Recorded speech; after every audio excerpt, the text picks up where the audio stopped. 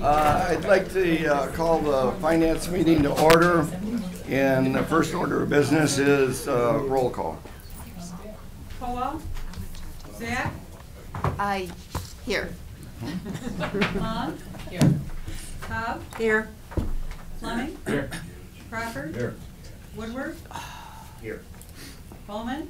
Here. Middleton? Here. We have a quorum. Before we do the pledge, we're going to have a moment of silence. Everyone rise for Deputy Overview, who was tragically killed on duty on Thanksgiving Day.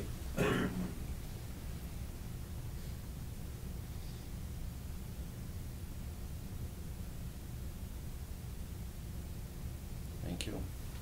I pledge allegiance to the flag of the United States of America and to the republic for which it stands, one nation, under God, indivisible, with liberty and justice for all.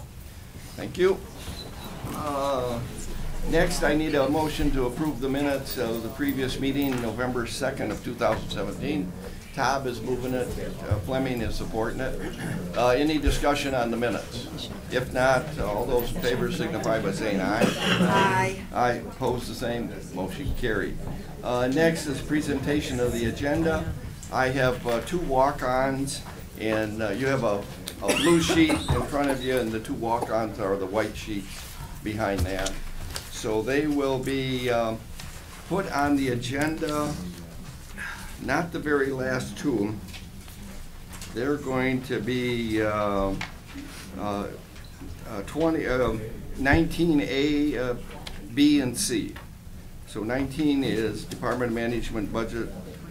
So you're just going to move them up to be before item 19? Okay, we're going to put them up before that. So there'll be 18, A and B. 18, okay, whatever it is. No, because then it doesn't come up right. Oh, okay. Okay, so it's going to be 18A and B. Okay, and with that change to the agenda, is there any other change? If not, a motion to receive and file. Fleming, Zach. Any discussion? If not, all those in favor signify by saying aye. Aye, opposed, the same. Motion carried. Is there anyone from the public that would like to address the Finance Committee this morning? We have a full house, but nobody wants to talk publicly. Okay, thank you. I declare the public comment closed, and we will go to the 2018-19-20 contingency report. And the blue sheet is pertaining to the contingency report. So. Page 9 of the report. Okay, go ahead. Oh, I need a motion to receive and file the contingency report. Fleming and Long. Okay, go ahead. Good morning. On page 1 of the report, which is page 12 of your PDF, we started with a general contingency balance of $300,000. There are 4 items on the agenda today, items 2, 3, 5, and 6, all pertaining to Sheriff's Office contract amendments for the Township of Commerce, Township of Highland, Township of Oxford, and the City of Rochester Hills. After all of those adjustments, we have a balance of $53,073. On page 6 of the report, which is page 17 of your PDF, under capital outlay miscellaneous, there are 2 items that impact that. There's one item for central services, replacement of a mail sorter for $234,400. And for the compliance division, replacement of some computers for $4,375, which leaves a balance of $553,175. Then on to page 7 of the report, which is page 18 of your PDF. There is one item, item number 14, on the agenda for the Department of Economic Development and Community Affairs. It's their annual CDBG grant acceptance. So they have a grant match amount of $495,018, leaving a balance of $378,646. And then finally on your blue sheet, which is page 9 of the report, the first 3 columns are shaded. Those were the resolutions that you passed at the last finance meeting in September, or I'm sorry, the last full board meeting in September. So those are already incorporated into the beginning year balance, so they shouldn't be on this report. So that's showing the removal of those. And then the end column regarding the Department of Management and Budget fiscal year 2017 year-end report, there are actually 3 items there for encumbrances, building or technology replacement hardware, and carry forward. So those 3 items are on item 19 on the agenda. Okay, any questions on the contingency report? If not, all those in favor of receiving file signify by saying aye. Opposed, the same. Motion carried. Thank you. Next, we'll go to communications. We'll take communications A, B, C, D, E, F, G, H. We'll take them all as one. There's a motion to receive and file, Long and Crawford. It's a question on communications. Top. I just wondered what they're buying. I don't even know what they're buying. I mean, I'm sure that it needs to be bought, but I don't know what it is and where it fits in. That's communications A. Yeah. I don't know who's the person asking for it either. What's an Atlas Copco blower? Is it a hairdryer? No. I don't know. No, it's actually, it's in the plant at Pontiac plant, and it was just a part, and they had to go to that single source because that. What does it do, Oh, though? it's water resources. We had it in water resources. Water resources. They're not here, I'm not sure what the physical part of that. Here, But it it says is right a- here, reason. I know the reason, but I want to know what the thing is. It provides oxygen to the Aeration tank. Yeah. See the Wait. bottom, there's a explanation what it does. Yeah, but I don't understand it, Chris. If I understood it, excuse me, Mr. Chair. It's with the sewage plant, and so it's moving air around to make sewage digest quicker. Okay, thank you. Okay. Tell them next time they should come. Okay. Okay. Is there any other thing in the Someone's supposed to be communications? here. If not, all those in favor of receiving files communications signify by saying aye. Aye. Opposed, the same. Motion carried. Okay, now we're to the regular agenda. Regular agenda, item number 1 is the Sheriff Office 2018 Coverdell Forensic Science Improvement Grant Program. Need a motion. Todd is moving it, Crawford is supporting it. Go ahead, Mike. Good morning. This is a grant that comes pass through from the federal government, and what's our amount again, Dan? 26,000. Okay, 26,000. It'll help assist us in forensic lab, processing crime scenes, et cetera. We get unfortunately, again, the state of Michigan gets to decide who gets what amount, and we get the short end of the stick again, which we're working on. Got a report coming to you that we talked about on the the burn grant, and it boils down to the state designates the state police as the SAA, which is the agency that decides how the grant funds are dispersed, and this is our small portion of that. Okay, Todd has a question. Well, you know what my question is. As soon as the FBI gives us access to CODIS, we are doing DNA right now, but we can't match up to CODIS, so we're doing known suspects to known samples now. So you're all passed now, all inspections? Yeah, we just have to have CODIS turned on, which is the national database. So by how the long does FBI. that take, 2 or 3 years? Well, we're here on December 1st, but I've heard that before. That would be tomorrow. Wait, If it ever goes right, they'll flip the switch. We are doing DNA right now, but we're doing known suspects to known samples. Right. Okay. CODIS will allow us to, we'll enter into the national database, then we can get hits all across that database. We don't have access to that database right now. We will supposedly tomorrow. Okay, so then, when are we gonna have? We'll have a grand opening just for you, Shelley. Good. I've waited, how many? No, we will, seriously, it's been many years, it's been a long process, and we appreciate all the support that we've got from the board and the administration, and hopefully we'll be up and running fully next week. We don't have CODIS access for other reasons, or no? No, just because the FBI has to come in, they have to put a secure line in, there's all these things that have to go on. You know how government is. Yeah, so they had to, yeah, I guess. So they had So you're all ready to go except the switch being turned, the line's in and Yeah, we had to have, everything? the software had to be, the secure line had to be installed, which was done probably 2 months ago. FBI had to come in, it's all had to be inspected, it has to be secured, obviously. There was software training involved, the FBI's come in and trained our personnel on the software, and we're ready to rock and roll. Okay, well, let me know if it doesn't, the switch isn't turned I tomorrow, think we'll, because I I'm gonna think call we're, someone. well, this is what Kent Gardner told me, so he's the director of the lab, so. Okay, Been told that before, though. yeah, Okay. for sure. Okay, thank you, Thank you. Mr. Chair. Okay, any other questions on item number 1? If not, call the roll on item number 1. Zach, Yes. Lund, Yes. Cobb, Yeah. yes. Fleming, Yes. Crawford, Yes. Woodward, Yes. Bowman, Yes. Middleton, Yes, motion carried. Item number 2, Sheriff's Office Contract Amendment for Law Enforcement Services for the Charter Township of Commerce, 2017-2018. Long is moving it, Todd is supporting it, so, okay. Commerce Township Board of Trustees has voted to add 3 additional deputies starting January 1st. One of those will be coming to the narcotics enforcement team, and we're pleased to ask you to approve this today. Okay, Commissioner Long. That's exactly, because I was doing this on my phone, it was really small. So there's the 2 deputies, and there's some questions on the board with the narcotic one.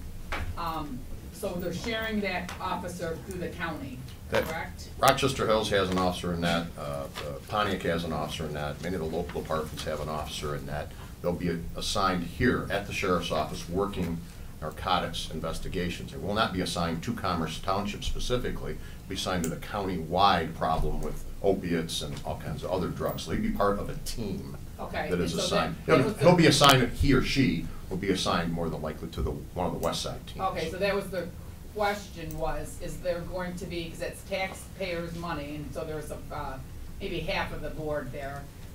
We're worried, how are they gonna get reported, how much time they spend in commerce, or what the results are, and there was some. They'll get full reports on what occurs in Commerce Township. Okay, so they're sharing, so other communities, who's sharing this one? I mean, Commerce is paying $100 and something thousand. Is this person, is that just for that person? That's correct. Then the other communities are using that person too, or West did you guys Bloomfield hear about Township that? West Bloomfield Township has an officer in. I mean, it's a cooperative effort. It's like our auto theft team. Everybody comes together, they work out of headquarters, they're assigned here, and they get their daily assignments when tips come in or anything comes in, and they'll work them. This deputy will not be assigned to Commerce Township. He will work cases in Commerce Township, work cases in West Bloomfield Township, work cases wherever he takes them. It isn't just it's a regional cooperative effort. Okay, and I get that, because the drugs go across borders of the township, but there's this, I know there's a serious problem. But, okay, so what I'm asking then, so anyone, the other commissioners that have someone in this pool of a deputy, is there going to be, just for their, I don't know what they paid, are they paying $138? They're paying the full cost of a deputy, Commerce Right, Township is. so is there going to be a report to them of what that deputy, because there was some It's people not that. specific to a deputy, it'll be specific to the team itself. We do weekly reports that go out to the police chiefs that they get. So in the case of Commerce Township, the township board will be told what activity goes on in Commerce Township. Some things we can't reveal. I get it, but, okay, so my next question is that, so Commerce Township's paying $138,000, but maybe West Bloomfield isn't, but they're still gonna work there. West Bloomfield pays whatever the I mean, I'm cost of just their using West officer is. Bloomfield. Everybody makes different wages and different benefits, okay? When somebody's assigned to the narcotics enforcement team, okay, or a Royal Oak officer is in net, okay? Novi's in net. Ferndale. Right. Troy's in net. All right, well, okay, so what I guess I'm saying is, kind of, right, I guess that's what we need to know, because what I wanna know, just to assure the Commerce Township Board is, there's some trustees just thinking they're paying that $138,000 or that salary for that deputy. It's not a salary, it doesn't make $138,000 a year, okay? Okay, That's well, I the mean, whatever, contracted it's rate. costing the township That's that much. correct.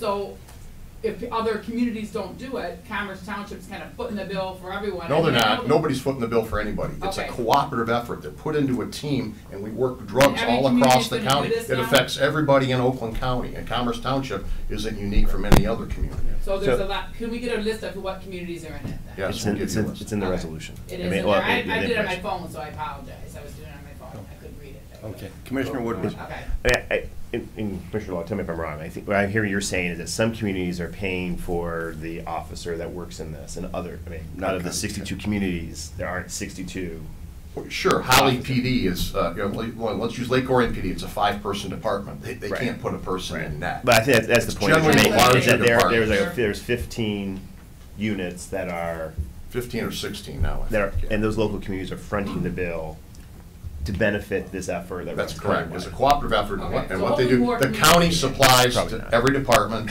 All they have to do is send a body Okay. and bring a gun, okay? We, the county, gives them everything else, all You're their saying the county equipment. won't give them a gun? The county supplies the cars, the radios, the building, the computers, the whole 9 yards. They just Okay. have to send a body, and whatever that costs that individual community for their salary and fringe benefits and whatever else they get through their labor contracts is paid for by that local community. And each one's gonna be a little bit different because everybody doesn't make the same thing and everybody doesn't have the same benefits. All right, so since this is new, so is that person always going to be assigned to this? Is it the NEST, is it NEST? NET, Narcotics Enforcement Team. NET, okay, Right. they said NEST to me, it's NET, so I knew what it was, it's not a new program. It's been in effect since No. about 1968. Right. We were the first multi-jurisdictional drug team in the state of Michigan. Okay, and I get it, there's problems, so I'm not saying I'm against Right. it, I just wanted to, But, to. believe me, Commerce Township is gonna get a return on their investment, because And I know you're there's aware of been the problems. opiate problem's out of control. You know, it's devastating the entire Right. country, so Right. we're Okay. proud that Commerce Township is joining in on the fight. Okay, all right, thank you. You're welcome. Okay, any other questions on item number 2? If not, call the roll. Zach, Yes. Long, Yes. Cobb, Yes. Fleming, Yes. Crawford. Yes. Woodward, Yes. Bowman, Yes. Middleton. Yes, motion carried. Item number 3 is sheriff's contract. Contract amendment for number 1 for law enforcement services in the Charter Township of Highland for 2017-18. Hugh Crawford's moving that, and support from Tom. Okay, go ahead. Adding one more deputy in Highland Township would be a traffic waymaster deputy. At one time, Highland had 20 deputies out there, but when things crashed in 08 and 09, so they're adding back a deputy, which will take them to 18. Okay. Is there any questions? If not, call the roll on item number 3. Long, Yes. Cobb. Yes. Fleming, Yes. Crawford. Yes. Woodward, Yes. Bowman, Yes. Zach, Yes. Middleton. Yes, motion Last carried, page. thank you. Next is item number 4, 33. Sheriff's Office Contract Amendment number 2 for law enforcement services for the Charter Township of Orion, 2017-2018. Motion, Todd is moving it, Fleming is supporting it. Orion Township adding back one deputy will take them back to where they were back in their highest level to 33 deputies. They'll be assigned to the, basically a 7 to 3 shift, 7 p.m. to 3 a.m. shift, which is the busiest time of the day. Okay. Any questions on item number 4? If not, call the roll. That's when I can Cobb. write them. Yes. Fleming, Yes. Crawford. Yes. Woodward, Yes. Bowman, Yes. Zach, Yes. Long, Yes. Middleton. Yes, motion carried. Next is item number, next is item number 5, contract amendment for law enforcement services for the Township of Oxford. Colwell is moving it, Todd is supporting it. Again, this will get Oxford Township back to the levels that they were prior to the crash. And we're pleased to have them have this done. Any questions? If not, call the roll. Cobb, Yes. Fleming, Yes. Crawford. Yes. Woodward, Yes. Bowman, Yes. Cowell. Yes. Zach, Yes. Long, Yes. Middleton. Yes, motion carried. Next is 6, Sheriff's Office Contract Amendment number 1 for law enforcement services for the city of Rochester Hills. And Fleming is moving it, Todd is supporting it. This will take Rochester Hills back to 60, which was where they were before the crash. Item number, That's any officers. discussion? These are officers. Yes. Okay. You know, for a while, we were having difficulty recruiting deputies. Are we not having that problem anymore? We still have a problem with that. We'll have 15 vacancies on the road effective January 1st, but we've got a plan to fill those right now. Okay. We do have applicants for the road. We have an agreement with the union where we hire, one gets promoted from inside the department, one gets hired from outside the department. The ones we hire from outside, we require them to have at least a minimum of 1 year road patrol experience and obviously be MCO's licensed. Yeah, I know. So we have ordered up about 12 backgrounds just 2 weeks ago to fill half those slots inside half. We have 6 people graduating from Police Academy December 15th, so we'll be okay on the road. We do struggle in the jail with corrections deputies. Currently have about probably 16 vacancies there. And we're better off than Wayne County, though. They have 165 vacancies. But We do okay, but it is difficult. It's not like it used to be years and years and years ago. A lot of people just don't want to get into law enforcement. So you have enough deputies to fill these positions that were? Yes, we do. Okay. Yes. All right, thank you. Thank you. Thank you, Mr. Chair. Okay, any other discussion on item number 6? If not, call the roll. Crawford, Yes. Woodward, Yes. Bowman, Yes. Caldwell. Yes. Zach, Yes. Long, Yes. Todd, Yes. Fleming, Yes. Middleton. Yes, motion carried, thank you. Thank you. Next is item number 7, this Department of Facility Management and Sheriff's Office, amendment to the lease agreement with 2470 Elizabeth Lake Road LLC. Need a motion.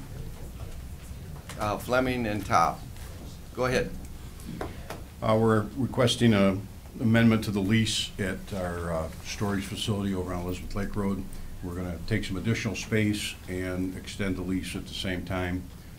The reason why we need the additional space is because the county's interested in selling the trustee camp and animal control property out on Brown Road, and we have a lot of activity out there still and a lot of storage, so that's why we're here today.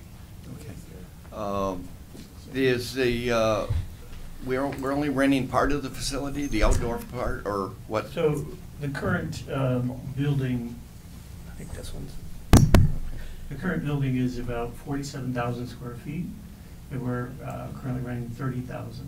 Oh, And then this new lease, the lease was 3 years. It ends tomorrow, and it's going to be renewed for another 2 years, and then taking over another 16,800 square feet in the front. So approximately 47,000 square feet. it For was the a entire former, building. it's the former Kia dealership, isn't it? Quality Pontiac. Oh, okay. And it has about 7 acres of land there, and fenced in the back, so it's actually quite a large property. Okay. With a They're- lot of opportunity. Yeah, and they're hoping, the owners are probably hoping that Summit Place is gonna, something's gonna happen there finally, so. Oh, yeah. Okay, it's One part of of these that days. big complex there, so. Okay, Top, you had a Yeah, question? so I presume you were not displaced because of that gas explosion out there on Brown? No. Okay. Okay, any other questions on 7? If not, all those, I'll call the roll. Woodward, Yes. Bowman, Yes. Caldwell. Yes. Zach, Yes. Long, Yes. Todd, Yes. Fleming, Yes. Crawford, Yes. Middleton. Yes, motion carried, thank you. Next is Clerk Register, number 8, Clerk Register of Deeds, 2018 Survey and Remonumentation Grant Acceptance. Zach is moving it, Fleming is supporting it, so. Good morning. Good morning. So come before you with, once again, very easy, same thing as in the years past, as a grant for remonumentation. We are scheduled to be done in 2021. After that point, we would be doing maintenance. Okay. Which will go on forever and ever and ever. Well, I mean, there's always things that need to be fixed. So, yes. those are the cement monuments with a peg in the middle. It's, yeah. And every once in a while, they get loaded up with other dirt and stuff, and they're gone. Yeah. Yep. They get destroyed. And we need to know where lines are, property lines, that sort of thing. Okay, are there any questions about it? We discussed it yesterday in pre-finance, very thoroughly. If there's no questions, we'll call the roll on item number 8. Bowman, Yes. Caldwell. Yes. Zach, Yes. Long, Yes. Todd, Yes. Fleming, Yes. Crawford. Yes. Woodward, Yes. Middleton? Yes, motion carried. Thank you. Next is 9, Parks and Rec, creation of a Springfield Oaks Grill Room position. Crawford is moving it along as supporting it, so go ahead, Dan. Good morning. Dan Stetzel, Executive Officer for Oakland County Parks, and Sarah Bone from HR is here, as well as Jeff Phelps from Fiscal Services. We received notice from our vendor at Springfield Oaks that they weren't interested in continuing providing food and beverage services at Springfield Oaks Golf Course. And we did an RFP with no responses. So the Parks Commission is recommending that we continue the trend of operating our food and beverage services. We started out 3 years ago at our 2 water parks, and last year added grill room services at White Lake Oaks and Lion Oaks very successfully. And we now control the entire experience from the golfing, customer service. The quality of the food is much better, so we're asking for your support of creating these 12 positions to operate our grill room at Springfield for 2018. Okay. Woodward. Thank you, Mr. Chair. So who was the former vendor? Was MMD. It was a father and son. And how long were they there? They were there for, I think, 3 years. And is it a fair assumption that they weren't making any money there? They were making a lot of money, but they were also, and they were also money to make it worth it. And the reason largely is the son is probably in his early 30s and got an offer for another position, so that was probably the biggest reason. And I know I've raised, this other issue, and others have raised this issue before. This is one of the golf courses that we are, the operation of everything comes at a subsidy. The whole operation does not pay for itself, basically. It's closest of most of them. So, okay. Is that a good answer? And I think I get from your chair, yes. Yeah, no, I guess I continue to have reservation and issues of investing and putting resources into an operation that, in the banquet centers and everything across the board, at a cost of roughly a subsidy of $500,000 a year, and would like us to find a way out of that subsidy. I think it seems like it's a fair. I know that there's been efforts of trying to close that gap. And we're close. It's better than. Yes, but not fast enough by my standards. So I'm more of a protest vote. I'm voting no because I'm done subsidizing. So thank you. Okay. Any other questions? Okay. It's anticipated that this will pay for itself, though. This is through the self-sustaining. the sales. Woo. I don't know why we're having Mike go this one. Okay. Okay, any other questions? Fair. If not, call the roll on item number 9. Koa? Yes. Zach? No. Long? Yes. Tubb? Yes. Fleming? Yes. Crawford? Yes. Woodward? No. Bowman? No. Middleton? Yes. Motion carried. Thank you. Thank you. Next is item number 10, Management Budget 2017 apportionment of local tax rate. Need a motion. Fleming and Top. Good morning. Good morning. I'm Shannon Moore, this is Sarah Cody and David Heber from Equalization. We're here with the revised apportionment report of the annual local tax rates. Farmington Schools revised their non-homestead rate at the November election. Okay, and that's the only community that affected. Yeah. Okay. Any other questions? Any questions on the report? If not, all those in call the roll. Zach? Zach? Yes. Long? Yes. Tubb? Yes. Fleming? Yes. Crawford? Yes. Woodward? Yes. Bowman? Yes. Caldwell? Yes. Middleton? Yes, motion carried. Thank you. Commissioner Middleton? Yes. We have limited hard copies. If any members want them, we'll be happy to distribute them, but it will be on the website. We really don't print that many anymore. Okay? Yeah. Okay, thank you. Seeing none. Okay. Thank you. Yeah. Okay, item number 11, Department of Health and Human Services, Health Division, fiscal year 2018, Michigan Department of Environmental Quality, MDEQ, reimbursement agreement and grant acceptance. Need a motion. Todd is moving it, and Kowal is supporting it. So, Good go ahead. morning. Well, This is our annual DEQ contract that allows us to deliver 6 programs in the environmental health area that does the non-community type 2 drinking water supplies, the drinking water long-term monitoring, or our groundwater contamination, public swimming pools, septic waste, campgrounds, and medical waste. We did receive a little less this year, and that's due to fewer type 2 water supplies or non-community supplies. And generally that's due to change of business. So they've either gone to city water or may no longer be a municipal building that serves at least 25 people. any questions? If not, go ahead and call the roll on item number 11. Long? Oops, she stepped out. Taub? Yes. Fleming? Yes. Crawford? Yes. Woodward? Yes. Bowman? Yes.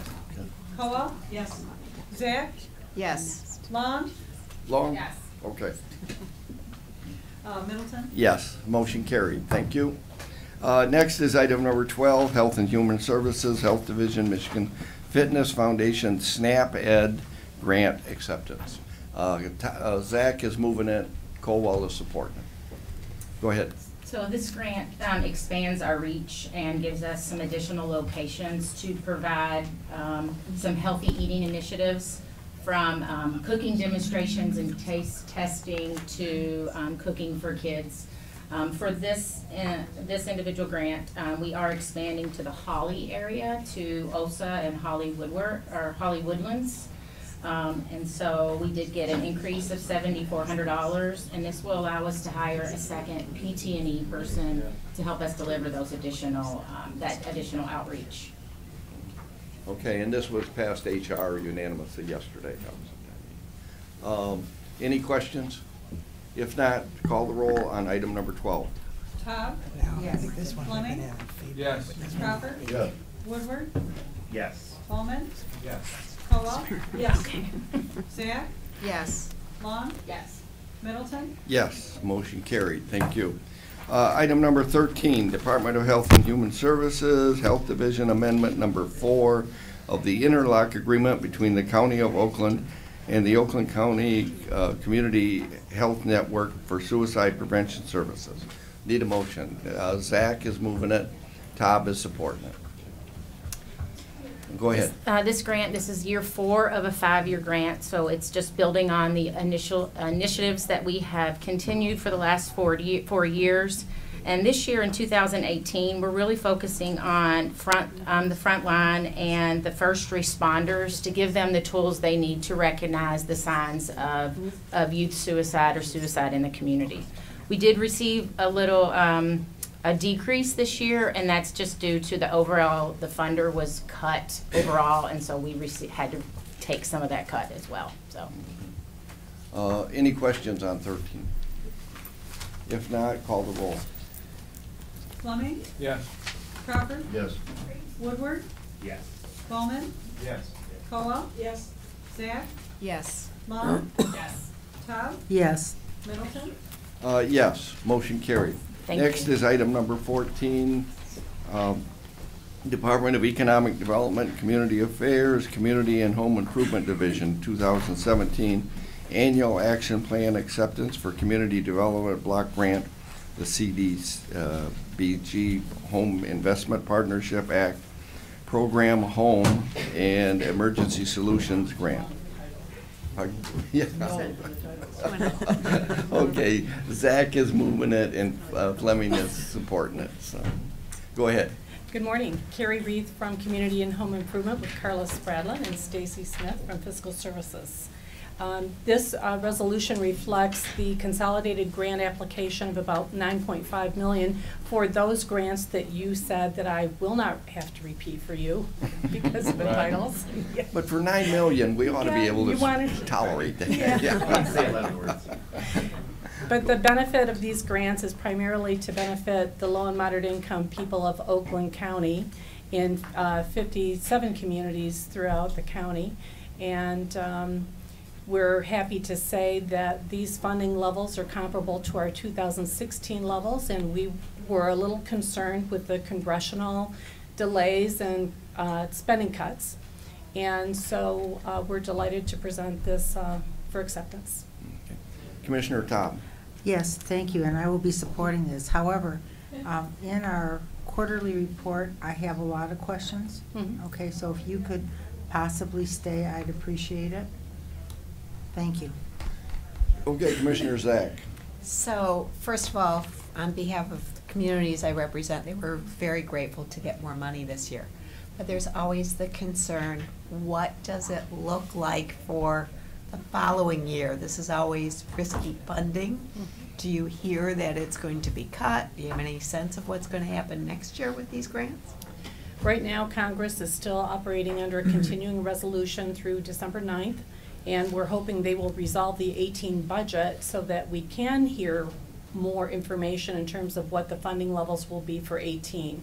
At this point in time, we really have no crystal ball. We have no information from HUD that speaks to what the levels will be for 18.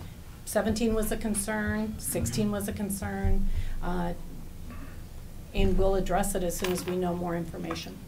You know, I was at the Ferndale City Council last Monday, for example, where they had the hearing and approving. And these dollars make such a difference in the local communities and how they use them within the guidelines. It's really touching many people's lives, you know, throughout our county. So we're very hopeful that the congressional priorities will bear out continued funding for these grants. Thank you. Any other questions? Yeah, Commissioner Woodward. Yeah, it's not really a crystal ball, but I mean, I think it should be mentioned in the president's recommended budget is the elimination of this entire program. So this continues to be I mean, I don't want to give a crystal ball read. Now that she's listening right now. But, I mean, this is a concern, and I think historically we have, I mean, as a board, tried to send a message, particularly to our congressional leaders, not to erase this program, and I know a resolution's been pending, and we haven't taken it up yet. I would encourage us to do that because I agree with Commissioner Zach's statement that I mean these definitely fill a gap in services that improve the conditions of low and moderate income families. So great job, you guys. Continue to administer and do incredible work with us. I guess one question we're there. And I tried to pull last year's kind of see where there's variance. Is there any kind of top level? Is there a shift where communities are identifying need compared to past years, or was it basically trying to continue to provide those services, and if some more resources were available, maybe add a few extra dollars to them? But is there any kind of new strategies that communities are adopting to implement this? And I'm kind of putting you on the spot here. So the whole report here for everyone. If you haven't read it yet, it's spelled out in really good detail what it is. But what I don't know is kind of I tried to find the last year's, and after an hour of looking, I stopped to see if there's are there trends? Are there trends across the county and how these dollars by communities are being recommended and being allocated? So first of all, the county level programs of housing counseling and home improvement will remain a high priority for us. Right. The allocations that go to the specific individual communities, we're working with communities to spend their money faster, so they're choosing activities that may be of a quicker spending with larger contracts behind them. So we're trying to get the money into the hands of the communities as fast as we can, with the program activities designed such that they will have maximum benefit. Rather than nickel and diming, activities. I know Carla has worked with some new initiatives from some of the communities, like the city of Ferndale, so. Yeah, I just wanted to mention, we were talking about Ferndale earlier, you know, we had a question at Planning and Building about code enforcement and the use of CDBG funds for code enforcement. I think the Ferndale example is a good one. They've decided to change their focus from code enforcement to do something that's more, again, a community benefit, which is a park activity. So we've worked with them to look at throughout their park system what we could do, because it turns out that several of their parks are located in their low mod income areas, and we're going to be able to do a lot of work with Ferndale on park enhancement, park redevelopment. There's a lot of really exciting things going on in parks, specifically Wanda Park is the one that we're working on right now. They're working with the DNR on getting some funding from them too. So it's exciting to see communities like Ferndale kind of shift their attitude about CDBG. Again, they received more funds in 17 than previous years, so they're able to sort of look at that and go, okay, this is a new opportunity for us. So that was the first time that we'd actually worked through their Parks and Rec staff and are working with them now. So. Wonderful, great, thank you. Yes. Okay, any other questions on 14? If not, call the roll on item number 14. Crawford, Yes. Woodward, Yes.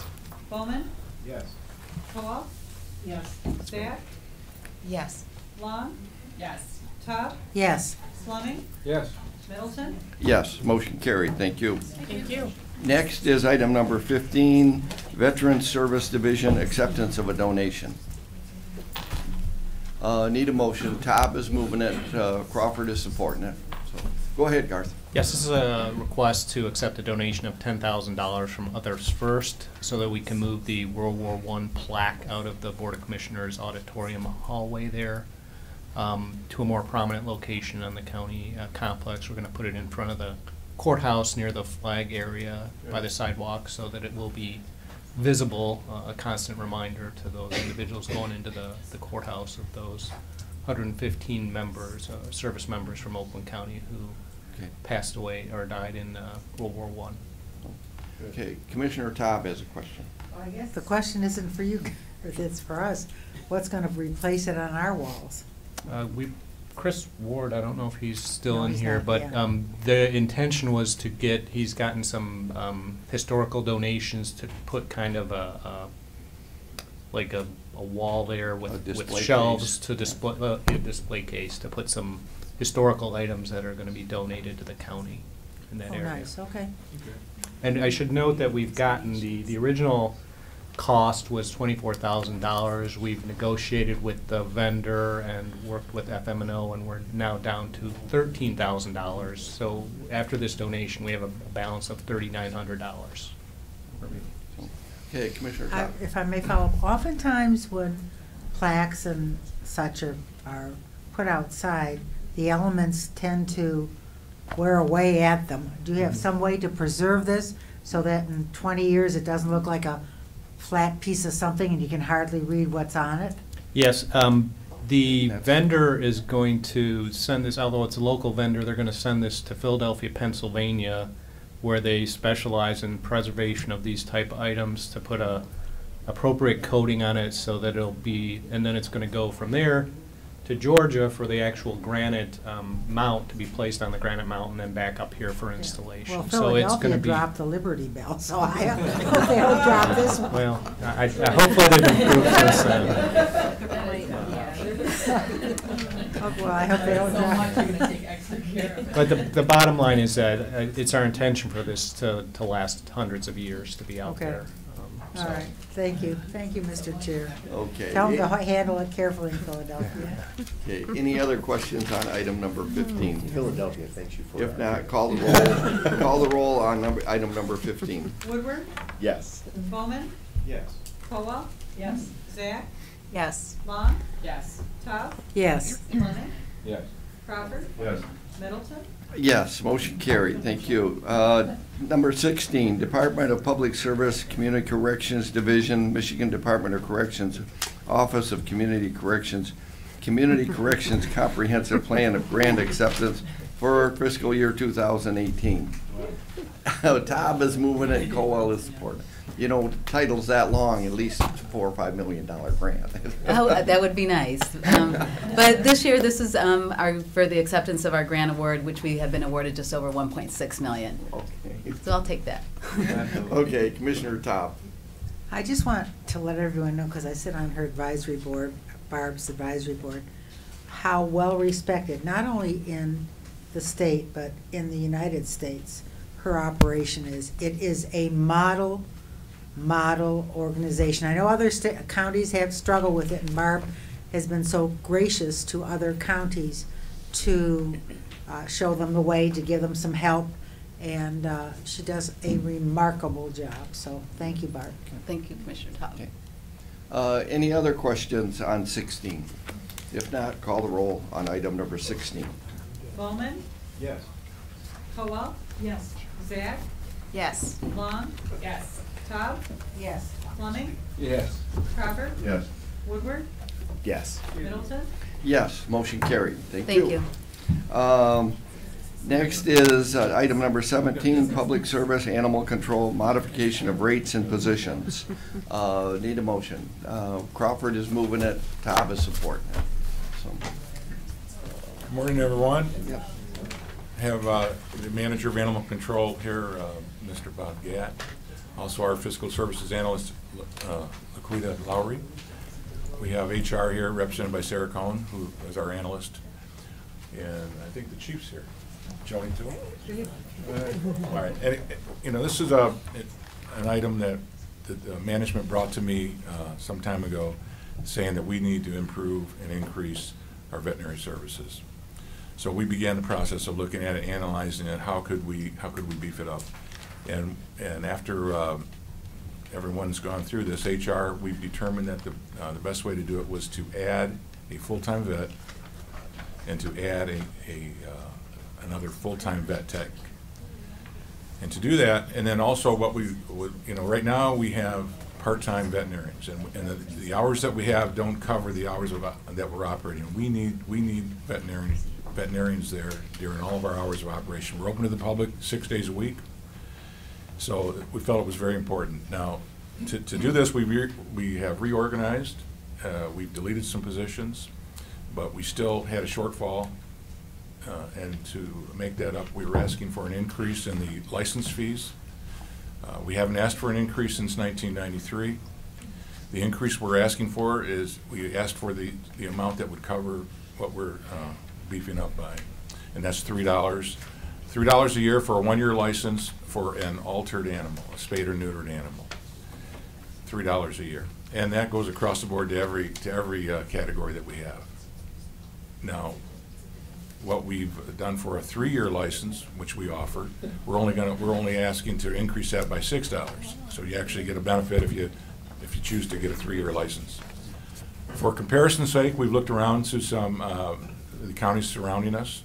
Macomb County currently, for their 1-year license, is $10. Lapeer County's $12. Kent County over Grand Rapids area is $12.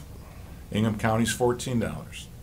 And Bay County's $9. So this is going to bring us up to an acceptable level, not uncommon. We're still going to be, you know, at the lower end of that for the most part. So that's our intention. That's what we're asking for, and we'd ask that you'd approve that. Thank you. We'll take any questions. Okay, I have Commissioner Zach. Question. Okay, so I am so glad that we are doing this. We're talking about having, you know, I don't want to raise increases, but for the purpose of staffing more veterinary hours and making a more efficient system. My concern, is this going to be enough operational money? Because previously we didn't necessarily invest, we were taking money out of legacy fund for food, things like that. Are we going to have, you know, adequate resources in the animal care center with this increase? Yeah, we believe so. We've budgeted for those items. There are times when there are overages, and there could be overages for reasons that are beyond our control. You know, we have hoarding cases that come up. We have animals that come in on the weekends that have to have veterinary services that we have to send them out. You know, and those kind of issues, we take money from the legacy fund. You know, and we've done some one-time withdrawals from the legacy fund for some major items. We know recently purchased MDCs for all of our vehicles so that we can perform better out on the street, you know, access reports and such. We also took money out for a new operating system, the Buddy Shelter system. That was above and beyond what we, you know, had in our budget. So we're very cognizant that folks donate for the care of the animals, and it's our intent for the legacy funds to be used for the care of the animals. And yes, we do believe we've covered this. You know, Laquita has come up and showed me some of the items that we're able to beef up a little bit more, and some of the areas that we would routinely run a little short in.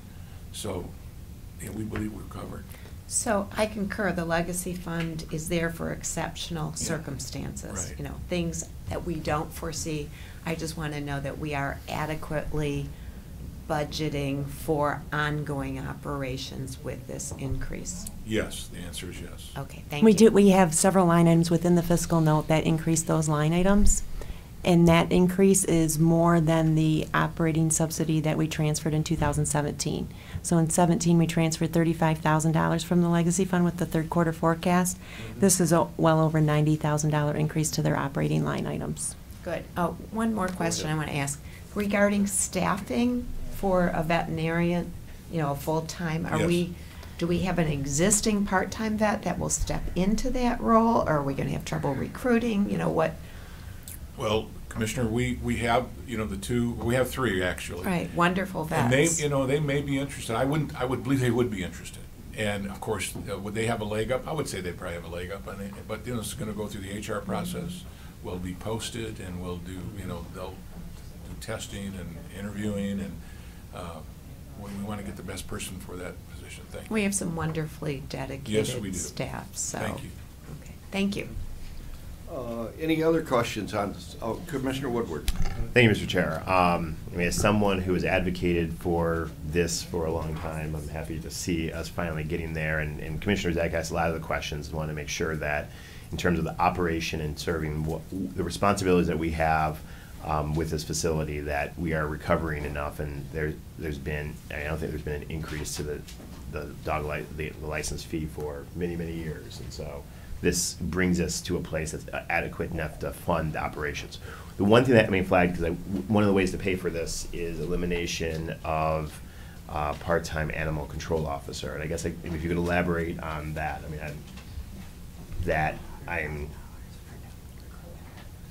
I guess the demand for animal control officers, I mean, I hear anecdotally of like, I mean, how long it takes to get something out there. So this is a part-time, only 900 hours, but it is like, what is the impact going to be to general animal control services as a result of this? Well, we believe our full-time positions cover the county right now.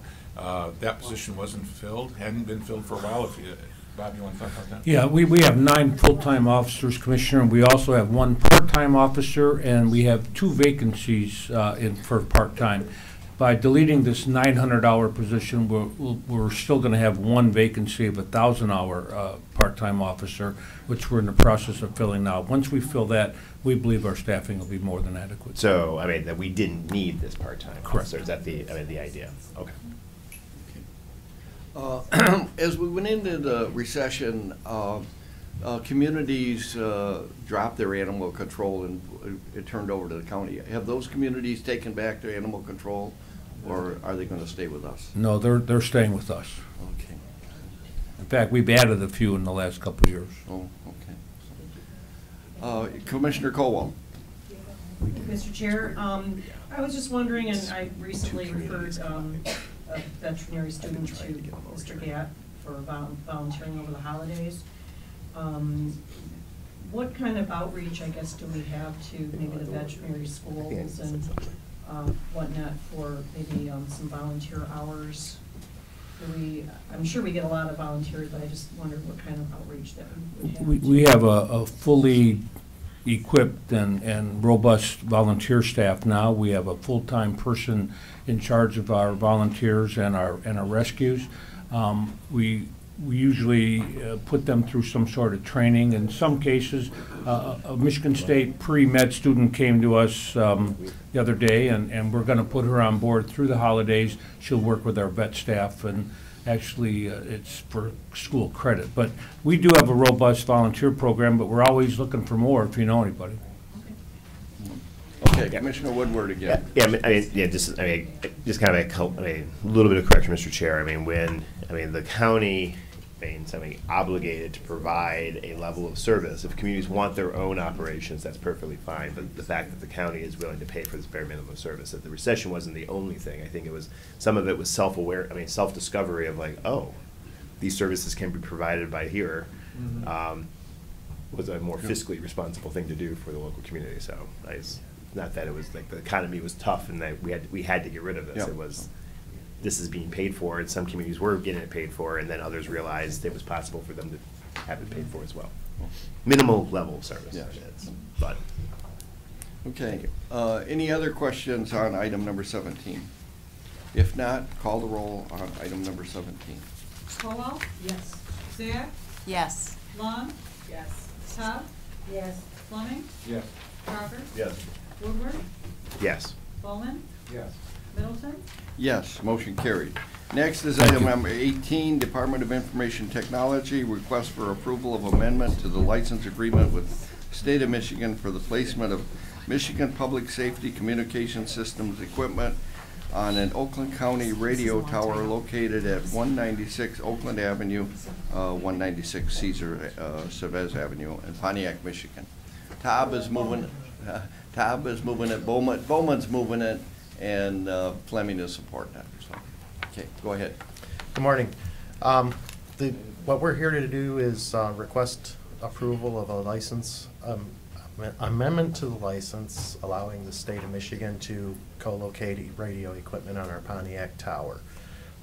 In exchange for not requiring them to run a new electrical service for their equipment, they've proposed piggybacking off our equipment and paying our electric bill. It's nice to hear the cooperation. And when I was in the legislature, that was not, that didn't happen. That's we don't all see there it all was. the time. Yeah. No, they don't love the system. Okay. Is there any discussion? Todd has a So question. can you have a lifetime contract with them? What's the deal? Pretty much. Oh, okay.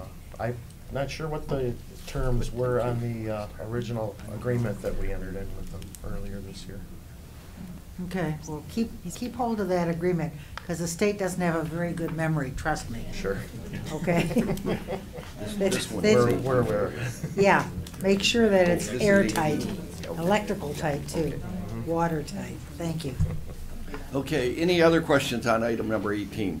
Bowman? I just got a quick inquiry regarding the location of the tower. I know that there's been some recent concerns about cell towers and microwaves. And I just wanted to get some perspective on where this particular tower is located. It's actually located on the grounds of a charter school in a building that was sold to them by the county about 20 years ago. It's located just north of downtown Pontiac on Oakland Avenue. Perfect. I just wanted to just get some perspective on the physical. You can't miss it as you're driving through Pontiac. It's the red and white radio tower. It's the only one there.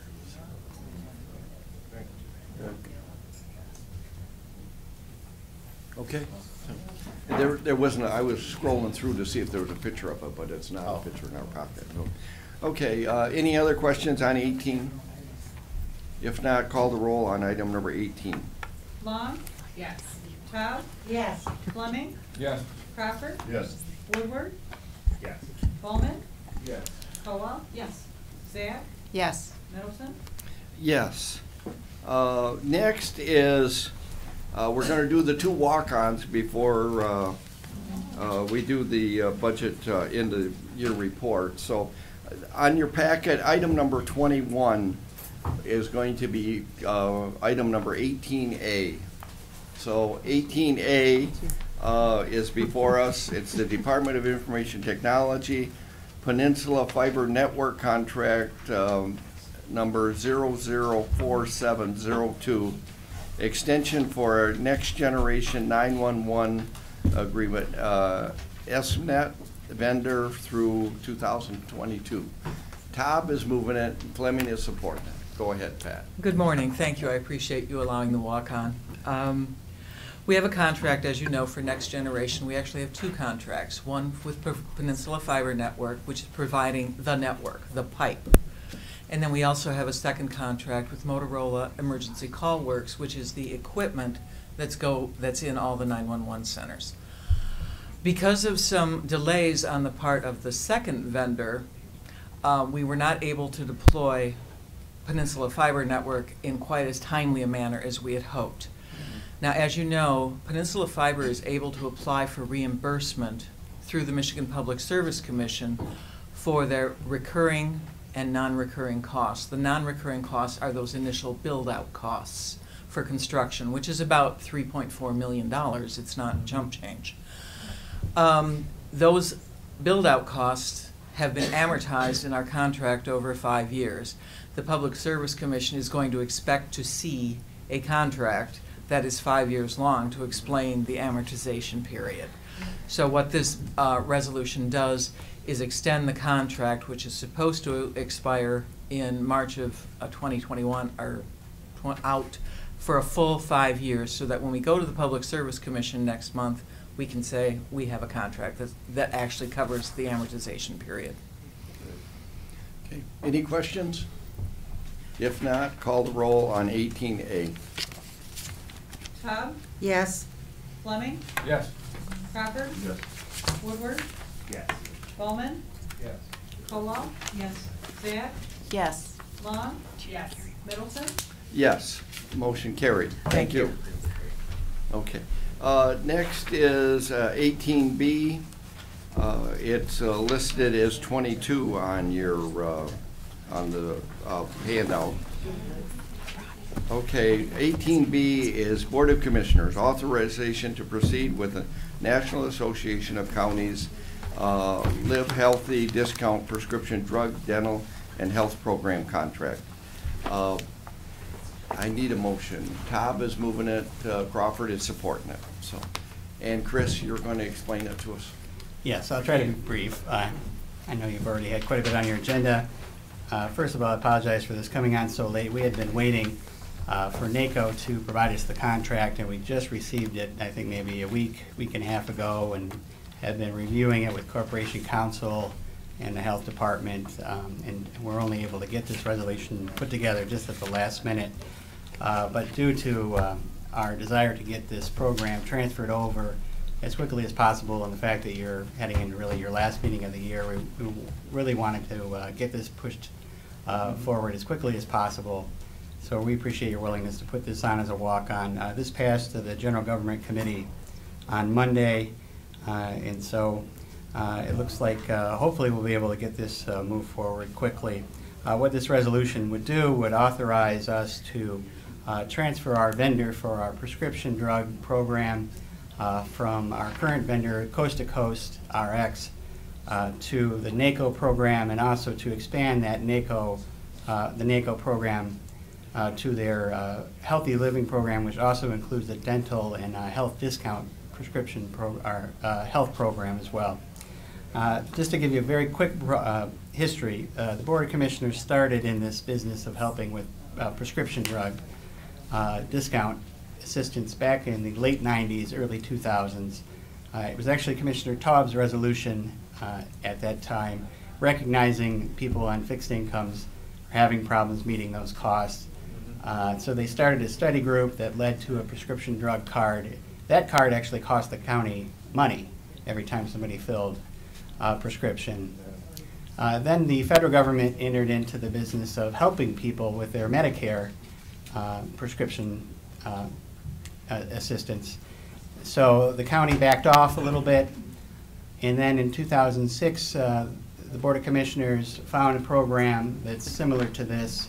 Actually, it was a NACO program that didn't cost the county anything, and it's these discount card programs.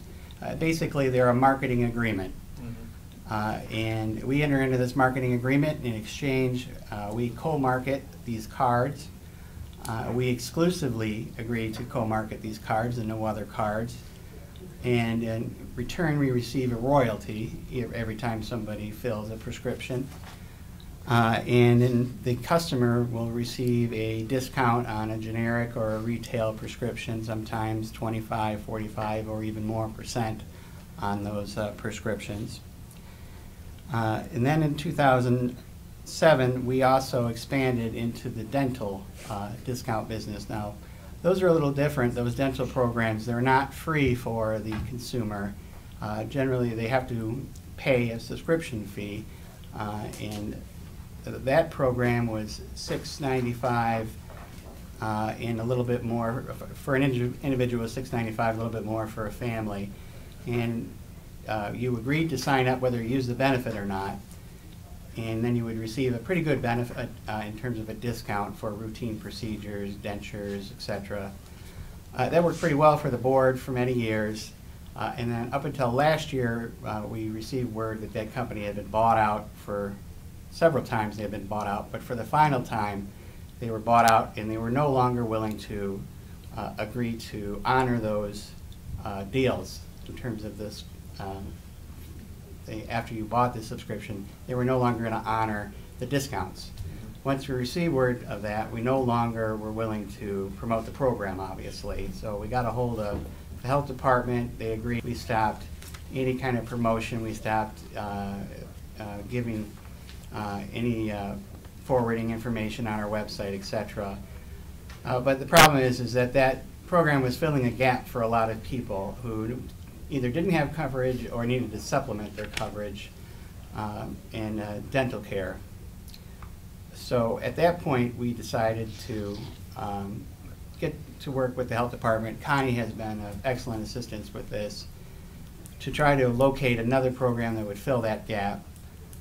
And they have been working with us, and we've done an extensive of all of the programs that are available in this discount area. And they've come back with a recommendation that the NACO program, it's not only a good program with the prescription drugs, but also a better program because not only do they have the prescription drug program, they have a supplemental dental program that our coast-to-coast vendor that we currently have does not have. And then they have a health program as well that's a subscription-based program that provides vision, it provides diabetes, it provides hearing aids, etc., other things that our coast-to-coast vendor does not. So for a comprehensive healthcare discount program, it's much superior.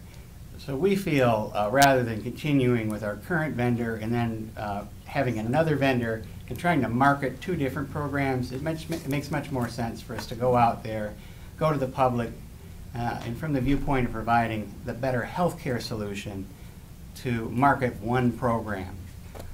And so with Health's recommendation, I think we handed out a letter from Kathy Forsley. Kathy got called away to another meeting. We want to move forward with this NACO Healthy Living program.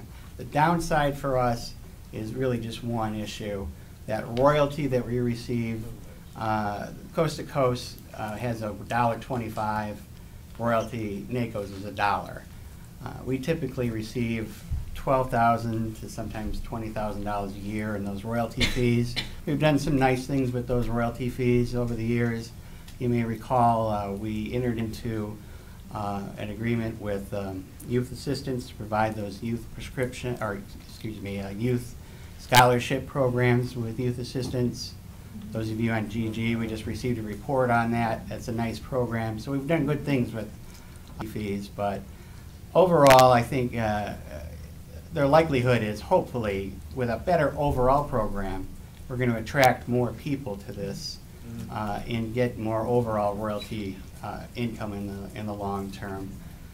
If we're able to move forward with this, Connie's going to be working with all of you.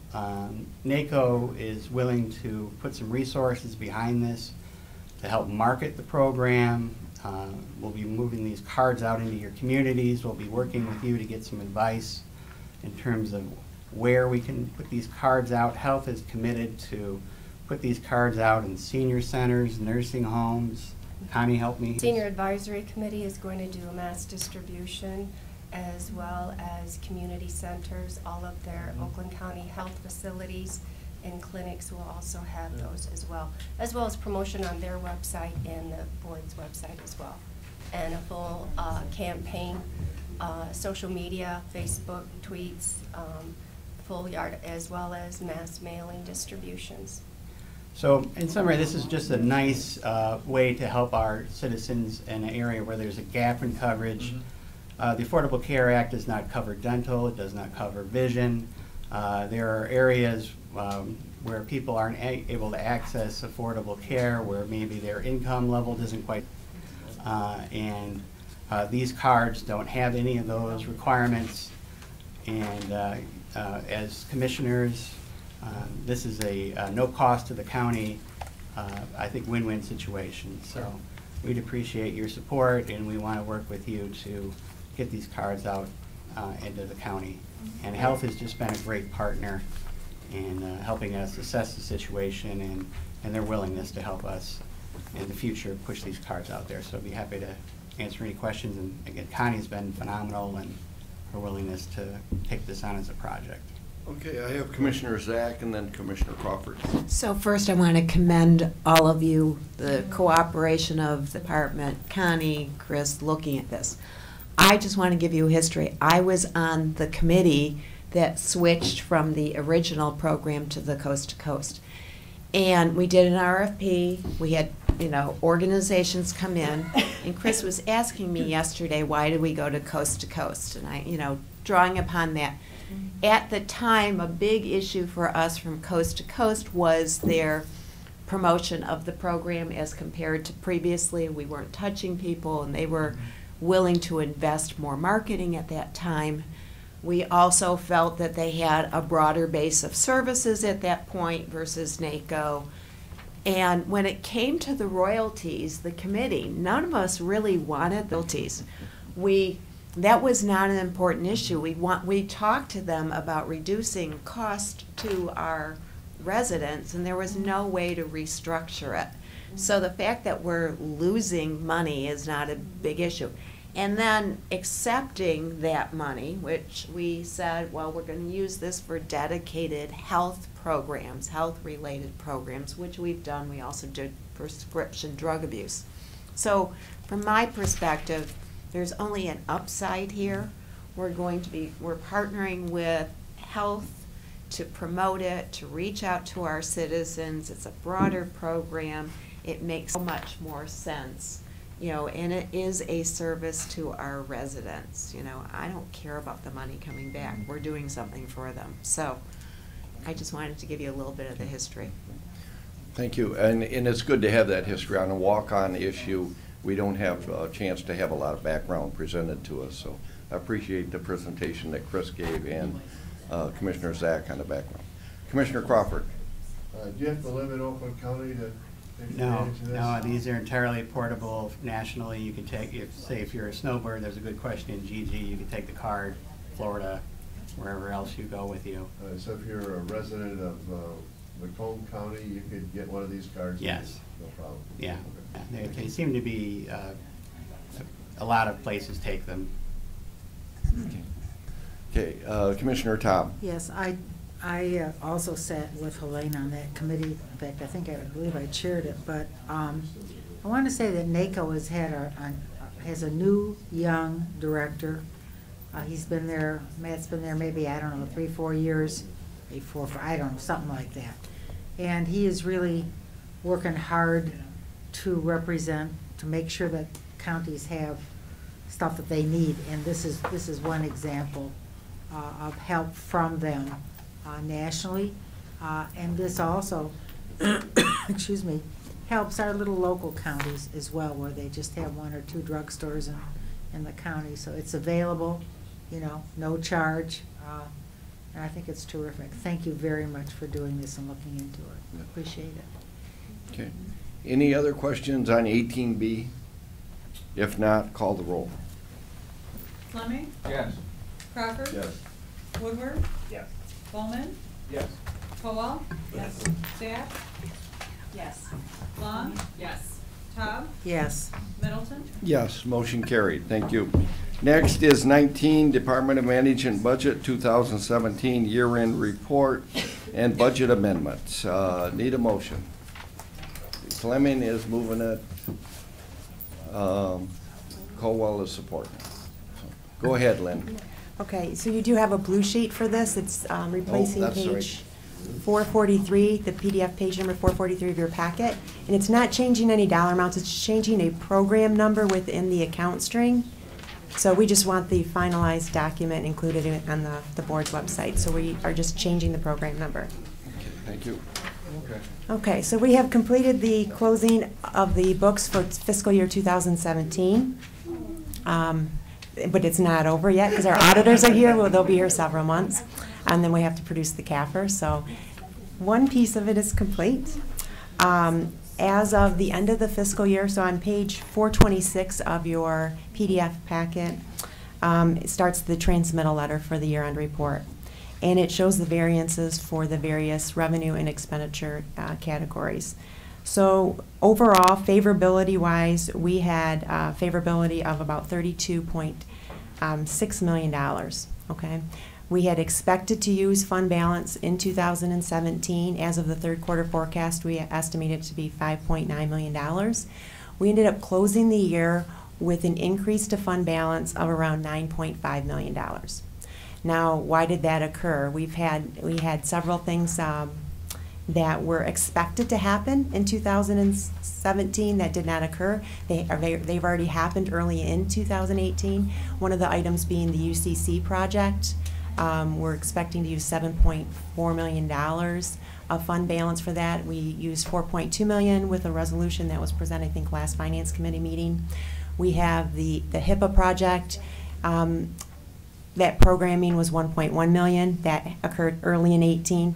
Out of 2017, we had $4.8 million worth of carry-forward requests from departments for programs that were intended to be started or completed in 2017 that did not. So that's a large chunk of that favorability of the $9.5 million. And also the financial and HR system replacement. We have a $10 million assigned fund balance for that. We're expecting to make award early in 18 for that project. That's been a long process. So if you look at 426 of the transmittal letter, you'll notice there's favorability discussed for the several revenue line items. One of the items I want to point out is under item C for intergovernmental revenue. That was unfavorable by about $453,000. With our year-end closing, we had to estimate what we thought we were going to get reimbursement for from the state of Michigan for personal property tax loss. Anything that is going to be received from an entity within 60 days of the close, we need to make sure that we account for that in that fiscal year. We were scheduled to receive the payment from the state on November 20th. We had to come up with an estimate before we closed the books at the end of October. We contacted the state to see if, because last year we had a little bit of a windfall, right? We received 265% factor reimbursement. We were only expecting 100%. So we were just trying to get an idea. Are we going to receive more? Are we going to receive less? Is it going to be 100%? They really couldn't give us an answer at that time, at the end of October. We had to make an estimate. We assumed 100% reimbursement. It was a $2 million estimate. They made the distribution on November 20th, actually, last week, and it was a 285% factor reimbursement. So we received $3.7 million. That will be listed on our, we are not opening the books for that. The books are closed. We will be reporting that in 2018, and our auditors will include that in their report to you in April when they issue their finance committee report to you, showing that $1.7 million favorability. So what is going to happen with that? We already, it was discussed within administration. We cannot count on that continually. We're working, hoping to get more information from the state to see, where are we really going to end up from year to year on this.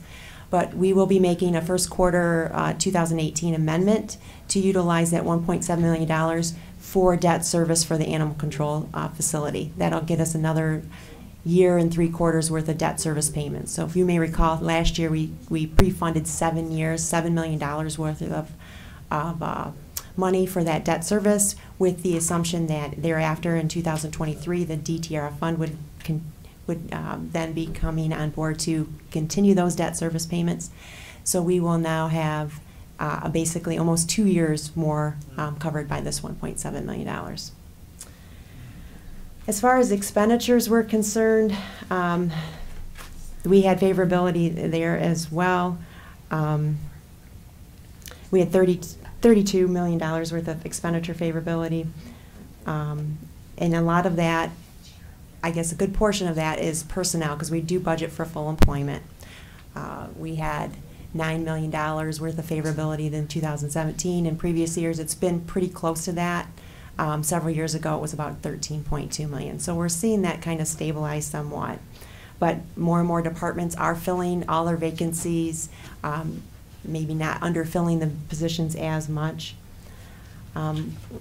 Moving on to page 427, we did have to make several budget amendments for departments with the year-end close.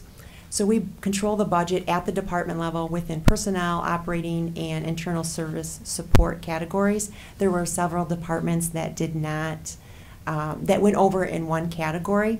For the most part, most of them were able to cover it in another operating category, or they had favorable revenue to offset that. We made those budget amendments. The only exception being the sheriff's office, where they had considerable overtime again within their personnel budget, and we were able to cover that from favorable revenue offsets from the jail inmate phone system, or revenues that come in, as well as the favorability that we received from the prior local PPT reimbursement from 2016, that favorability that we recognized in 17. So those departments, those are listed within the resolution of your packet on page 430 of your PDF packet. They're listed at the bottom, the last whereas in that section. So those would be probate, court, sheriff's office, water resource commissioner, central services, facilities management, public services, and non-departmental. Most of them, again, being able to cover their shortfall within another category or operating revenue. So if you flip to page 458 of your PDF packet, that summarizes to show where the departments ended up overall after the budget amendments were made. Okay. Again, the largest portion of the favorability was made up in the general fund of personnel and contractual services, again, of which $4.8 million of those operating expenditures were carried forward, are going to be requested to be carried forward into 2018. And then if you flip back one page to 457, that is where we're ending up with the year-end fund balance assignments for the general fund. So there weren't a lot of changes with fund balance assignments. Two of the most notable changes we had with the Finance Committee budget recommendation, we had a $500,000 fund balance assignment for the high school apprenticeship program.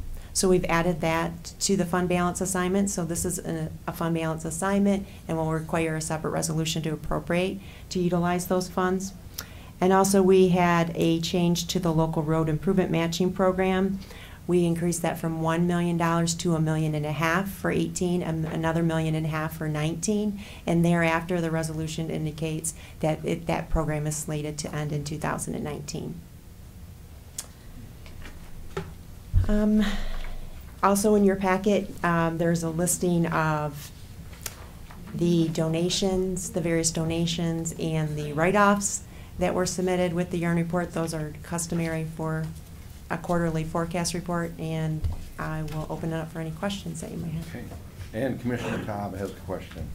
Okay, several years ago, maybe 4 years ago, 5 years ago, we got a list of the homes, the addresses of the homes, and as I recall, the names of the people who were uncollectible. I started asking questions, and all of a sudden we can't get it. Now, when you write off $567,167.73 I think this board needs that information. If you want to give it to us in private, that's okay too. I want to know why we are writing off so many loans. Maybe we're not doing something right, and I think we need to know, because this is a revolving fund. I want to help as many people get new roofs and furnaces that I can, or whatever it is, in this county.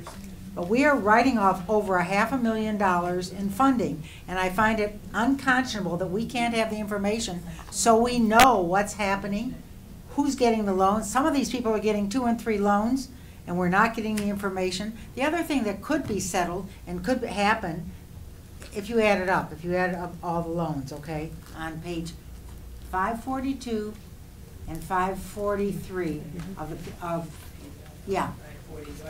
542 and 543.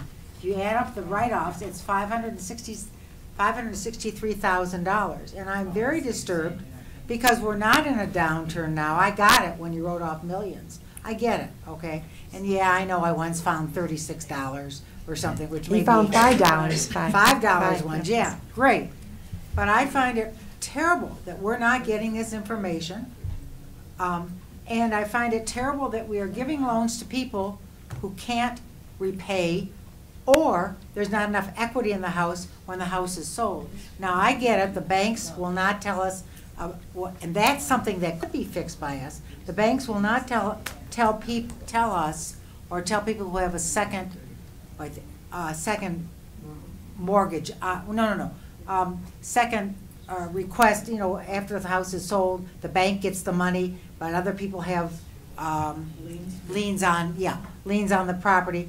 We can fix that with a law in Michigan, but I find it unconscionable that we don't know where this is happening. For all I know, and this is of course just thinking out loud, but for all I know, we're giving loans to our brother-in-laws, our sister-in-laws, and just writing them off. I know that's not happening. I know that's not happening. That's not happening. But let's not go that far. But I'd like to know the addresses, what we're doing wrong. Maybe this is something we as a board can fix, the legislature or the federal government can fix, some way or other with the banking laws. I don't understand this. I can't believe that HUD is so, I can't believe this is HUD. I think this, doing this. It's our understanding that it's HUD, and Lynn, yeah, Gary, if you want to come up and. Move up. Yes, I'm on this, I cheer it, but we don't get that information there. You get this number now. It used to be name and We don't get address. anything, yeah, it used to, It used to be a name yes, and wasn't address. it? Yes, and then I started asking questions. Now it's a I mean, case now we're in the Yeah. Okay, we get case number and that's all we get. Go ahead, go ahead and explain it, so. There was a point in time when the information started coming forward to you that it was case number driven. Then there was a point in time where the folks on our staff were new and preparing the information and provided you with addresses and names and should not have. Now, we are bound by federal regulation for confidentiality rules. That is a federal statute. That is a regulatory requirement of HUD that we do not disclose the private information of residents who are receiving assistance under our grants. That's number one. Secondly,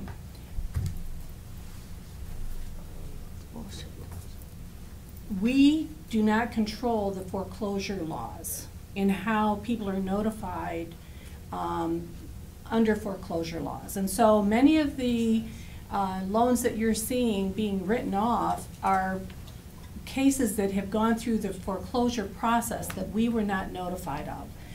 And so if you want to talk about changing Michigan law, that might be an avenue. But we don't control the agencies or the businesses that are handling the notifications of foreclosures. And we're doing some catch-up on this. Some of these are pretty old loans. Okay. Absolutely. We are policing our whole loan portfolio and have been over this past year. In fact, we have a part-time non-eligible person whose sole responsibility is now to go back because we want to clean up that portfolio. So moving forward, we should know that the foreclosures that we're having to write off are more current than what you're seeing in the total past portfolio. Okay, Commissioner Top. Okay, so, the guy down the hall called Meisner, he's our treasurer, he publishes at least twice a year volumes of people with all kinds of loans, private loans, HUD loans, who go into receivership or bankruptcy and their homes are foreclosed on.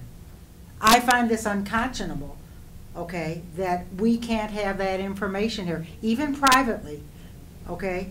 I cannot believe it, and I'd like to see the regulation so that I can make some complaints directly to HUD, because I find it absolutely dreadful that we as a funding body cannot have this information. So would you be so kind as to send me what it says, okay? And it specifically that it says you can't, I get it, you can't release it to the public, I understand that part. But this body should have that information, period. So if that's the regulation, I'd like to see the regulation that says that a legislative body cannot have this information when it's published twice a year by the guy down the hall. Well, and he does the job, you know, that's what he's supposed to do. Property is published. And Pardon who me? owns the property is published, Okay. not the names of people who have received help from us. Pardon me? Not those who are receiving aid that are protected by privacy laws. Property and ownership of property is published, not those who receive aid. The name, Yeah. the I'm name sorry, of the you- people and the property, that is correct. It's not listed where, I'm not so certain it isn't, David. If it isn't, I'm not so certain the banks aren't listed that hold the It mortgage. doesn't disclose that there's a federal assistance dollar behind that foreclosure. Okay, Treasury's here. Yeah. Yeah. Right, exactly. I think there's a distinction that's being made between mortgage foreclosure and tax foreclosure. Right? Because if somebody has delinquent taxes on a property, they're not allowed to actually apply for a home improvement assistance law, correct? So I think there's that distinction, or that is the distinction being made here. It doesn't have, my understanding, it doesn't have anything to do with the actual tax foreclosure process or having delinquent taxes on the property. I think it's a delinquent or a deficiency in your mortgage. Okay, Commissioner The Law. notice that you're talking about, right, Well, Gary? but then they put, when it's for sale in Commerce, I knew who lived there, there's a big HUD house for sale sign. Yeah. So I know they were HUD, or did the Yeah. house Well, change to HUD?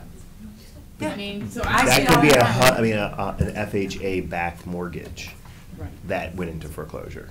And But it's referred to not- HUD Maybe ownership. not with the people that lived there before. Or maybe, I mean, yeah, What I'm but saying it's, is but it's that's the not public. mortgage, it's Now I know not. who lived there, and I see, you know what I'm saying, so I know all the information just by driving by. So I don't know if I agree with this, because we did used to get the names, it's really a little weird, we don't get the names. Inappropriately so. Okay. Yeah, It was so, 10 yeah, years, let me talk 15 about. Since I was on the board, we got the names. Yeah. Okay. I've been on here 15 years, so inappropriate for 15 years. Okay, now we gotta go back to the order. Woodward is the next person to speak. Thank you, Mr. Chair. So let me put out, this is a program to invest in homes to make them better. It improves the property values of these homes. To be eligible for this type of support, you are demonstratively low income, and as Treasury just pointed out that if you have back taxes and everything, you can't take advantage of this. I am not in the business at all, and I'm starting to get a little frustrated about publicly shaming poor people. Now, things happen. Now, I'm going to guess, and I don't know this out of the top, but no, I don't like the idea of not fully retrieving the loan, but I can't squeeze blood out of a turnip. That these are probably lower income homes that didn't have enough value, that a recession caused by the banks that resulted in a massive drop of equity that disproportionately affected poor people around this country, and there's no equity left in it. And so here's our effort of trying to make property better that as a result actually improves all properties in an area. And I'm going to guess, and yes, I see like these numbers, and I think some of these cases are long just based on the case number and the spread that happens here. Just on this list, there's 1,200, 1,000 cases in between here. In terms of all the loans that we've put out over this period of time, what does this 384,000 represent, percentage-wise? We have a loan portfolio existing today of over $50 million. So $50 million. So let's take, the $500,000 over a $50 million portfolio. If you go to any financial institution, I sit on a credit union board, you look at a loan loss, there's just this is what it costs. All loans aren't going to work out, but on a $50 million portfolio, this is a very small write-off. And I get the frustration. To the extent that it can be recovered, fine. But I have 100% confidence in our team that if there's a way to get $1 from this, they would have. And if there is no equity left in the property, where are you going to get it? And I'm just not interested in taking, a low-income person that was trying to upgrade, improve the housing stock of a piece of property that eventually does get sold, and that hopefully doesn't go into foreclosure in the future and everything, that I look at this is the cost of doing business in order to run a $50 million lending portfolio to improve the housing stock, particularly for low-income people in this county. And so, I'm glad, I would be honest, when I saw names, I'm like, that just seems wrong. Because we shouldn't, I'm not into public shaming poor people just because of a financial crisis that wasn't their fault, that creates a situation that exacerbates this issue. Okay, did you want to respond to that before I do the top, and then I have Zach? I did, from the perspective of, when you look at eligibility of home improvement programs across the nation, Oakland County could have, through the Board of Commissioners, when we first set up this program, designed a grant program where there would not have been a revolving loan opportunity to fund more and more people. When we established guidelines for the program, we as a county decided that we were not going to do full mortgage underwriting for these people because we wouldn't qualify anybody for assistance, because low-income people are typically of higher risk. And that's what the grant program is designed to do, help low and moderate income people. So do we try to maximize, in good business sense, the revolving nature of the loan program? Absolutely. That's why we went to a revolving loan program rather than a grant program. So, okay, next I have Zach. Totally concur with Dave Woodward, but I do want to go on the record and remind people that many of these home loans are for safety repairs for our senior citizens in our community. Stepping in, putting in new heaters, safety paths. It's not just decorative. It is, really enhancing the quality of the life for many seniors as well as low-income people. I think it's a great investment. And again, it is such a small percentage. We can afford to do this for our residents, and it's a great program. Okay, next I have Todd and then Crawford. Okay, now, I'm not asking for names. We used to get names. I'm asking for addresses. I'm also saying that, yeah, it's a small percentage, I get that. I don't want to shame poor people. That goes without saying. That's crazy. Any thought of that? But there are 56 home loans we could make with this. They average about $10,000. We could take care of 50 to 56 people with this money we're writing off. So which grandma do you tell, we can't do your roof, we don't have enough money for you, okay? That's my whole point. This is a revolving fund, and wisely, we did it as, how much did we start with, Lynn? Do you remember? Does anyone have, Lynn, no. We started with a lot more money than what we have now, okay? And we've been writing it off and writing it off and writing it off. So, I get it, some of it is safety paths or a ramp or something of that sort. Or a furnace. Obviously, we don't want people to freeze to death or have leaks like we have in the Board of Commissioners on their roofs or windows. Okay, I get that. Well, you're just laughing at everybody. Yeah, I am. But the whole idea is, what can we do better, okay? Because if these homes are going into foreclosure, which I guess they are, okay? Or something. It just doesn't seem right, okay?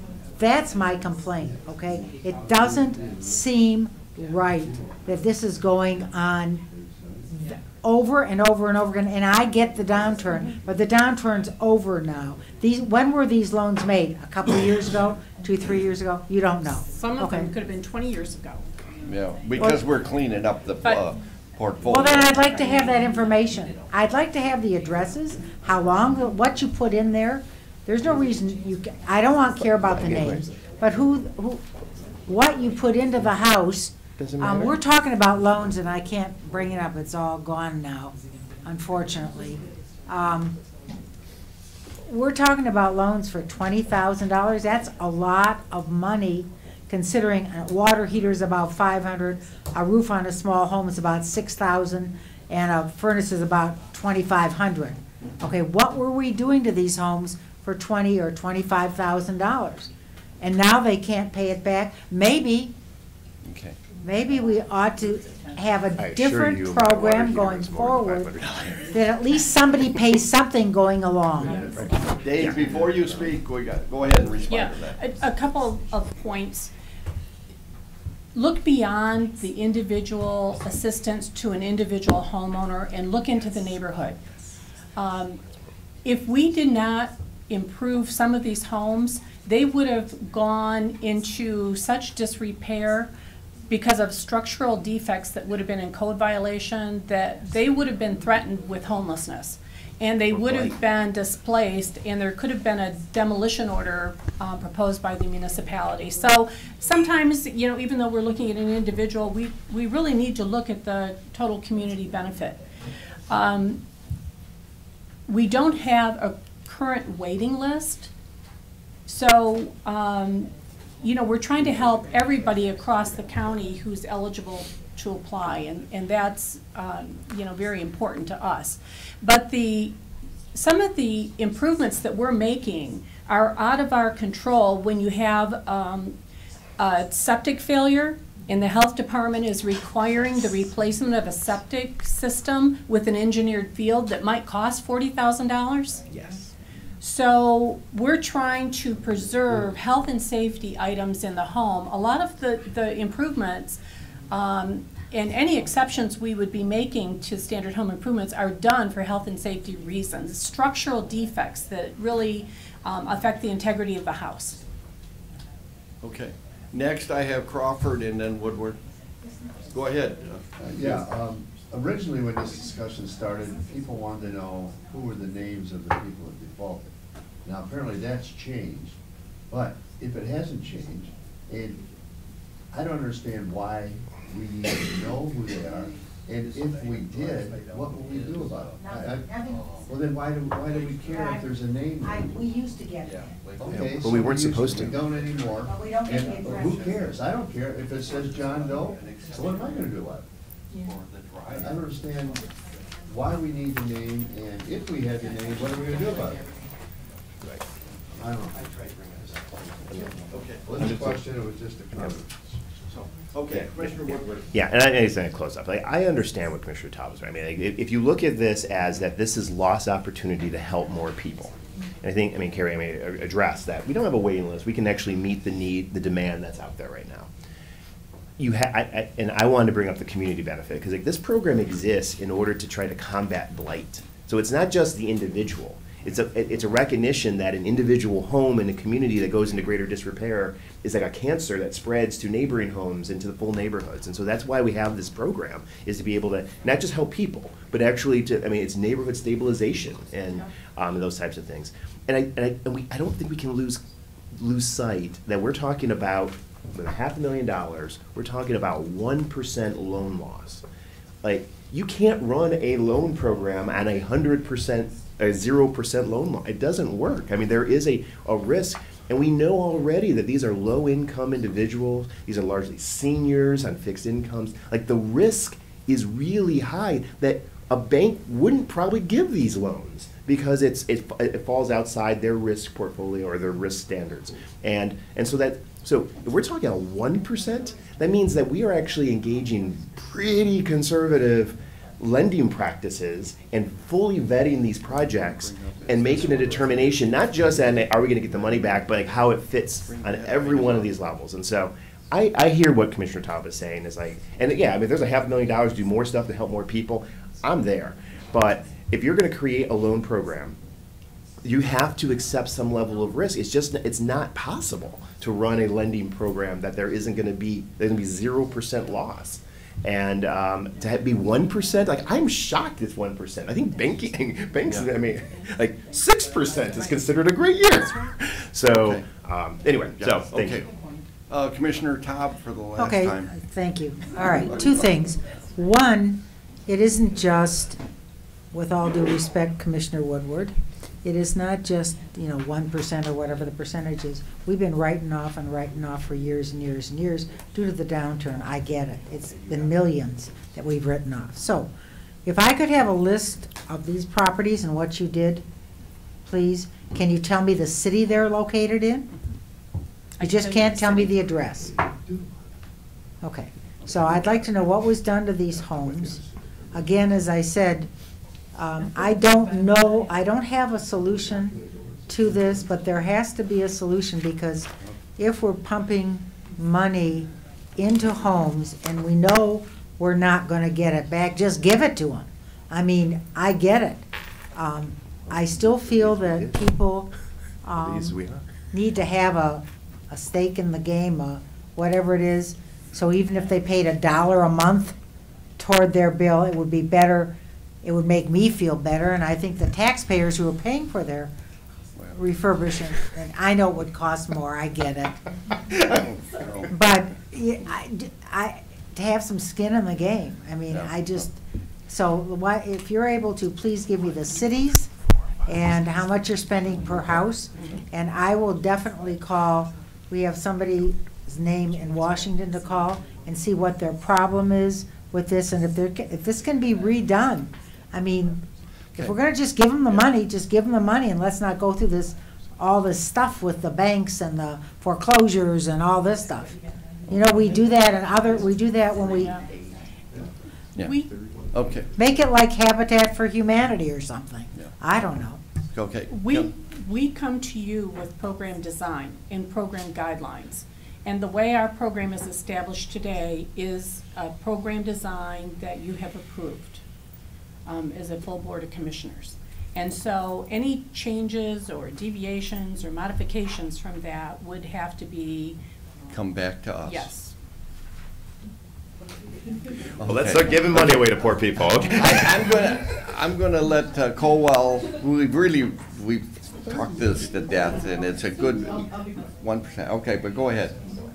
I just, in those program guidelines, That works. understanding that, I would volunteer for, it used to be called Christmas in April, it's something else now, but, yeah, and you'd be working on these houses and you'd be going, pretty sure this house just should be net done, but I guess that's all that person had, and so you'd be there spending money and time and effort and, fixing up a home for somebody, typically senior citizens or whatever. But is there any thought given to, like, kind of, are you pouring more money, good money after bad? Is there, what is return on investment? And I don't know if you can, but, maybe you can just get back to me on that. We cost estimate the work that needs to be done on a given home, and we will walk away from a home. If it's just... Yeah, when they're, when the equity is just so out of reach. Okay. Relocate somebody. And you're gonna get as much information as permissible to Absolutely. Shelley Commissioner Taub. Taub, Okay. yes. So, if there's no other questions on item number 19, we'll call the roll on item 19. Fleming? Yes. Crawford? Yes. Woodward? Yes. Bowman? Oh, Bowman had to leave. Cowell? I know. Amen and yes. Cowell? Okay. I had other questions, but I think we're okay. Zach? Yes. Lon? Yes. Taub? Yes. Middleton? Yes, motion carried. Next is item number 20, Department of Management budget approval of the fiscal year 2017 deficit elimination plan. And we have somebody from the Water Resources here also. Go ahead. I need a motion. Oh, I need a motion first. Yeah, Fleming made the motion, Zach supported it. Yeah, go ahead. Okay, so this is our annual report back on the deficit elimination plan for 2017. We again have two reporting funds that have a deficit. It's more of a timing issue because they're of a long-term assessments. So again, it's within the lake level funds, capital projects, and Chapter 4 Construction Fund for Lower Pettibone. That was a 20-year assessment. So until those assessments are paid off, we're going to continue to have to report these timing issues to the state with this deficit elimination plan. One of the items mentioned in the lake levels, it's Upper Straits Lake Dam replacement. That's been on here for a while. They have to reestablish the district, and they have some court procedures they have to get through before they can actually secure a loan, a long-term assessment to start that project. So then, once that happens, then that's going to be put on this list? It already is, because it has a deficit now. Oh. We're still waiting for the assessment for that. Oh, okay. But again, it's a timing issue. So, okay, any questions? If not, call the roll on item number 20. Crawford? Yes. Woodward? Yes. Cowell? Yes. Zach? Yes. Long? Yes. Todd? Yes. Fleming? Yes. Middleton? Yes, motion carried. Thank you. Drain, as people from Water Resources is here. Item number A, communications, we had on a fan. Can you talk a little bit about that? Explain. Well, just in reading the description here, I didn't prepare this and really wasn't here to discuss it, but. Todd, you asked a question about this. And move up to the table. You asked a question on item A. The exception report. Yeah, this is at our Pontiac wastewater treatment plant that we operate, and it involves a turbo blower that aerates the aeration tanks, which is a critical and integral part of the treatment process. Again, in reading this, it appears as though that the blower failed, but it was really the sign filter, which is some associated equipment that goes with it, that had to be replaced. And because it was only available through this manufacturer and it was needed in short order to avoid a problem with our MDEQ permit, they went ahead and pursued the purchase of this. Okay. Commissioner Todd? Yeah, thank you very much. I just was curious as to what it was, because there wasn't enough of an explanation. Right. You know, we have blowers that blow our air conditioning too, so I didn't even know what it was. Yeah, but Yeah. thank you for coming. Okay. Any other business to come before the Finance Committee? If not, I want to thank all the members for the attendance this year. We've had some long meetings, but I think everybody's been able to vent their feelings, and I appreciate all the support everybody put into this committee. So with that, I adjourn the last meeting of the year.